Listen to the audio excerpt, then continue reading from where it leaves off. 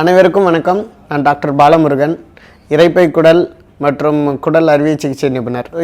இந்த காணொலியில் நம்ம என்ன பார்க்க போகிறோம்னா, நெஞ்செரிச்சல், அதாவது ஹார்ட்பர்ன் சொல்லுவோம், ஜெர்டுன்னு சொல்லுவாங்க, GERDன்னு சொல்லுவாங்க. இந்த நெஞ்செரிச்சல் இது எதனால் வருது, இது என்ன பண்ணும், இதுக்கு என்ன ட்ரீட்மெண்ட் இருக்குன்றதை விரிவாக பார்க்கலாம்.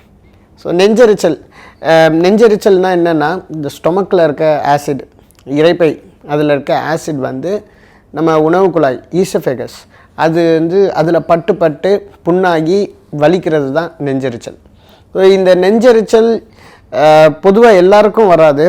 பட் ஒரு சில பேருக்கு வந்து யாருக்கு வரும்னா, ஹெவியாக வந்து ஃபுட்டு சாப்பிட்றது, ஹெவியாக சாப்பிட்டுட்டு உடனே படுக்கிறது, அதுக்கப்புறம் அடிக்கடி தண்ணி குடிக்காமல் இருக்கிறது, அதுக்கப்புறம் இந்த சாக்லேட், பெப்பர், காஃபி, டீ இந்த மாதிரி இதை வந்து நிறைய எடுக்கிறவங்க, இவங்களுக்கெல்லாம் நெஞ்செரிச்சல் வரும். ஏன் வந்து இந்த மாதிரி நான் சொன்ன இந்த விஷயங்கள்னால நெஞ்செரிச்சல் வருதுன்னா, யூஸ்வலாக இந்த ஈசோஃபேகஸ் ஸ்டொமக், அதாவது உணவு குழாய்க்கும் இரைப்பைக்கும் நடுவில் வந்து ஒரு வேல்வ் மெக்கானிசம் இருக்குது. அந்த வேல்வ் வந்து ஒன் சைடு வேல்வ். நம்ம சாப்பிட்டோம்னா கீழே போகும், உள்ளே இருக்க ஆசிடை வந்து மேலே வெளியே வராமல் அந்த வேல்வ் அடைச்சிக்கும்.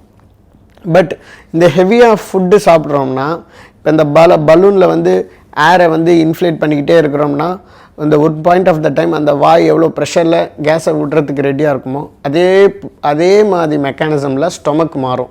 ஸோ ஹெவியாக நம்ம ஃபுட்டு சாப்பிட ஸ்டொமக் பெருசாகிட்டே இருக்கும். ஸோ அது ஆட்டோமேட்டிக்காக எப்போ கேப் கிடைக்குதோ அதோட ஏரை விட்றதுக்கு ஈசோஃபேகஸ்குள்ளே விட்டுரும். அந்த டைமில் நம்ம ஆசிடும் போய் படுது. ஸோ அந்த ஃப்ரீக்குவன்சி இன்க்ரீஸ் ஆகுது. ஸோ இன்க்ரீஸ் ஆகிறனால நெஞ்செரிச்சல் வருது ஒன்று. ரெண்டாவது, சாப்பிட்டவுடனே படுக்கிறது.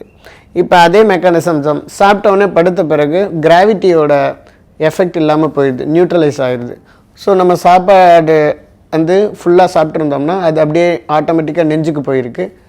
அதே கூட வந்து ஆசிடும் போய் படுது. ஸோ நெஞ்செரிச்சல் வருது, சாப்பிட்டவுடனே படுக்கிறது. அதுக்கப்புறம் நம்ம தண்ணி கம்மியாக குடிக்கிறது, அடிக்கடி குடிக்காமல்.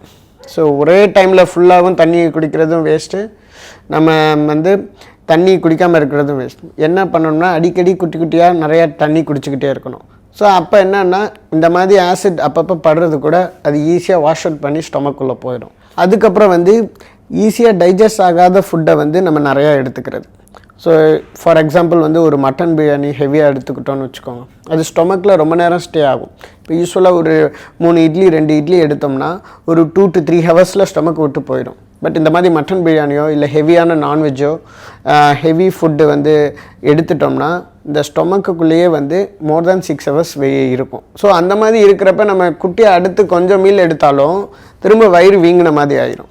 ஸோ அப்போ அதே மெக்கானிசமில் நம்ம ஆசிட் வந்து ஈசோஃபேகஸில் படும்.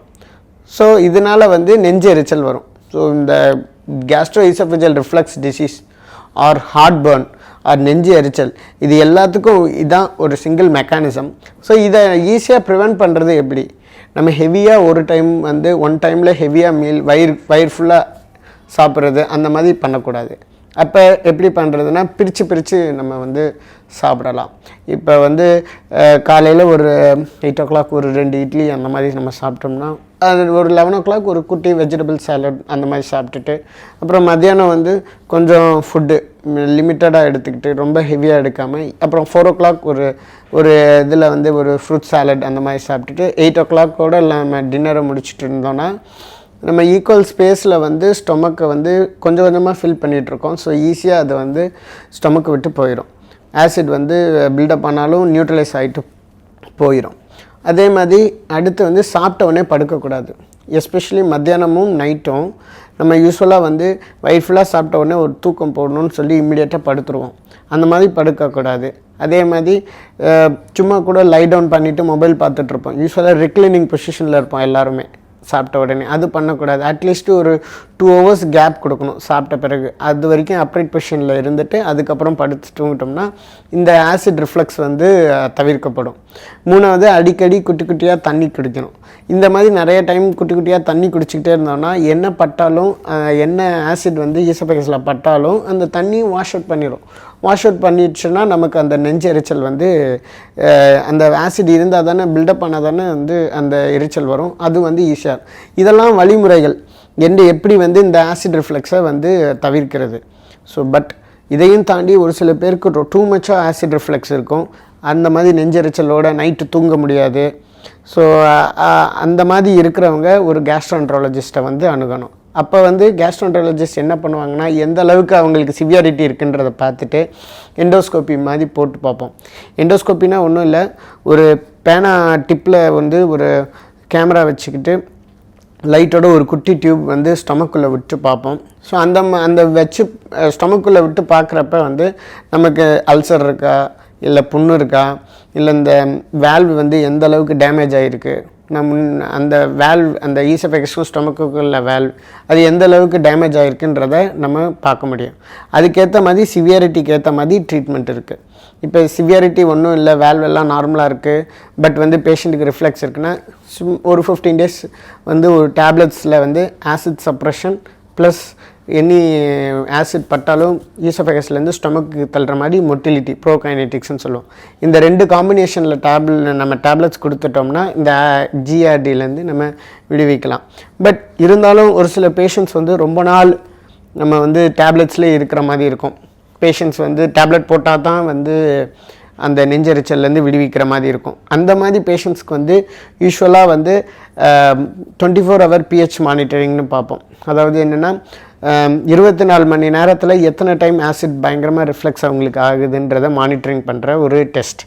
அந்த டெஸ்ட்டு நம்ம பண்ணி பார்த்தோன்னா ஸ்கோர்ஸ் படி இப்போ ஒரு குறிப்பிட்ட ஸ்கோர் இருக்குது. அந்த ஸ்கோர் 14.7, அது குறிப்பிட்ட ஸ்கோர், அந்த ஸ்கோருக்கு மேலே இருக்குது, ஹெவியாக இருக்குன்னா பயங்கரமான ஆசிட் ரிஃப்ளெக்ஸ் அப்படின்னு அர்த்தம். அந்த மாதிரி பேஷண்ட்ஸ்க்கு வந்து ஒரு பெர்மனன்ட் சொல்யூஷன் மாதிரி ஃபண்டோப்ளிகேஷன் ஒரு சின்ன ப்ரொசீஜர் லாப்ரோஸ்கோப்பிக்காக இருக்குது. அது வந்து ஒரு டே கேர் ப்ரொசீஜர் மாதிரி. அந்த ப்ரொசீஜர் பண்ணிட்டா ஒரு 1 or 2 days டிஸ்சார்ஜ் ஆகிக்கலாம். ஸோ அந்த ப்ரொசீஜர் பண்ணிட்டோம்னா இந்த டேப்லெட்ஸ்லேருந்து விடுவிக்க முடியும். ஸோ இதுதான் லாஸ்ட்டாக பண்ண வேண்டிய ஒரு ப்ரொசீஜர். இன்பிட்வீன் நம்ம டேப்லெட்ஸில் மெயின்டைன் பண்ணிகிட்ருக்கலாம். பேஷண்ட் எப்போ வந்து எனக்கு டேப்லெட்ஸ்லேருந்து விடுவிக்கணுன்ற நினைக்கிறப்ப தான் வந்து இந்த ப்ரொசீஜர் பண்ணுவோம். ஸோ இதெல்லாம் தான் வந்து ரிஃப்ளெக்ஸ் டிசீஸ், அதாவது நெஞ்செரிச்சல் பற்றின விரிவான ஒரு விளக்கம். சரி, இதெல்லாம் தாண்டி ஒரு சில பேர் என்ன பண்ணுவாங்கன்னா, இப்போ நெஞ்சரிக்கிறப்பெல்லாம் தானாகவே போய் மெடிக்கல் ஷாப்பில் வந்து மருந்து எழுதி வாங்குறது, ஈனோ மாதிரி குடிக்கிறது, இதனால் வந்து அவங்களுக்கு ரிலீஃப் கிடைக்கும். பட் இதில் என்ன டேஞ்சர்னால், இந்த ரிஃப்ளெக்ஸ் வந்து ஒரு 10 years பேஷண்ட்ஸுக்கு ரிஃப்ளெக்ஸாகவே இருக்குன்னா there is a small possibility அந்த இடத்துல கேன்சர் வர்ற பாசிபிலிட்டி இருக்குது. அதுவும் வந்து இப்போ 21வது நூற்றாண்டில் வந்து அந்த கேன்சரோட எண்ணிக்கை 400 மடங்கு இன்க்ரீஸ் ஆகிருக்கு.